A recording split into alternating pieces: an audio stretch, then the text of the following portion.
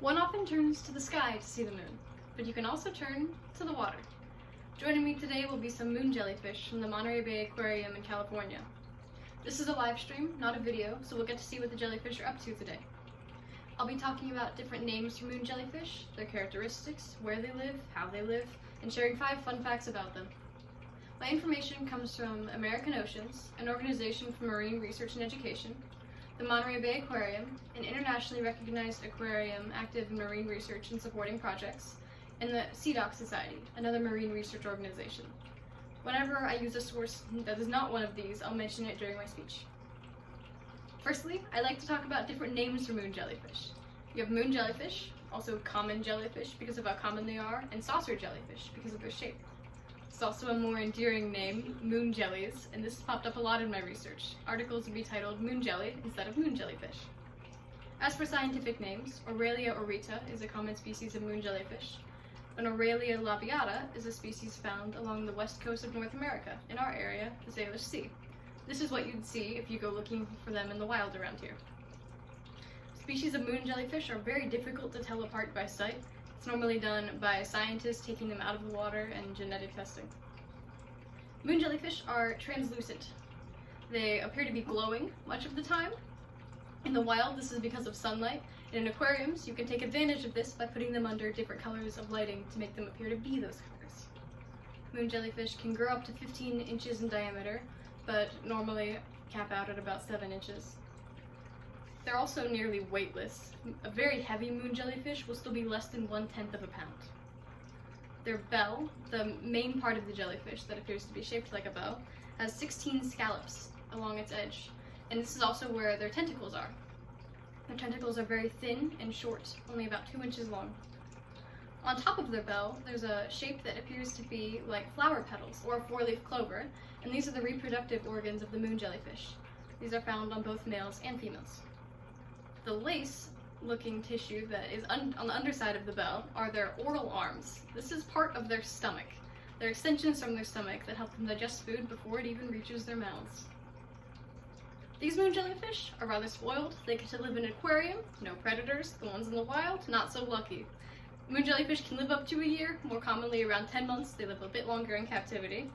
They're found all over the world in the Atlantic, Pacific, and Indian Oceans, though most commonly around North America and Europe. They like coastal water because it's warmer and they can find more food there, and they can be found from 0 to 3,000 feet below the surface.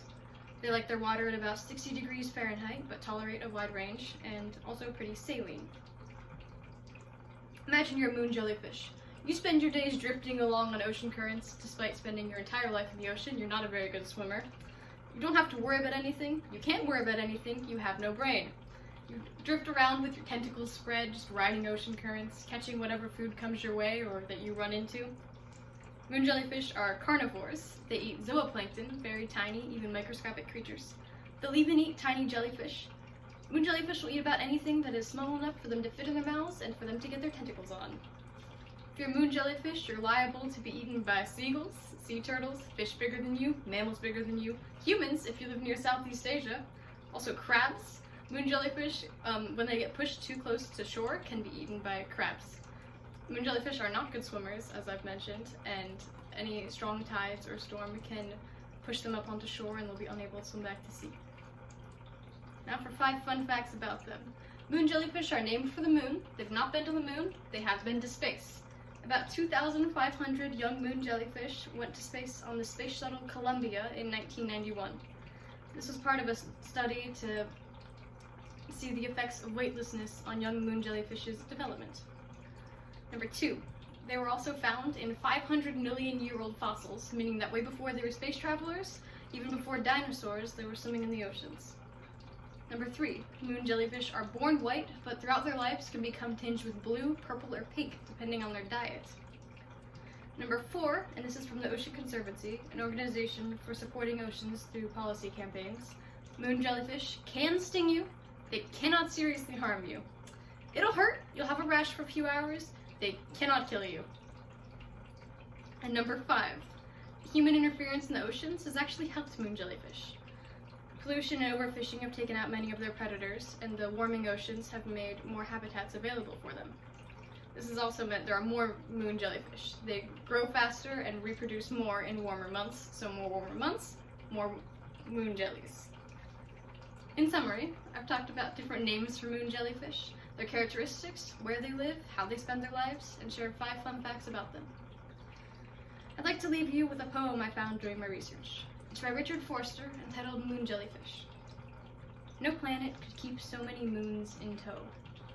They drift, constantly unconstellating around you in their Milky Way. Even to want to cradle one in your palm would compromise their elegance. Gravity would spell their deaths. Thank you.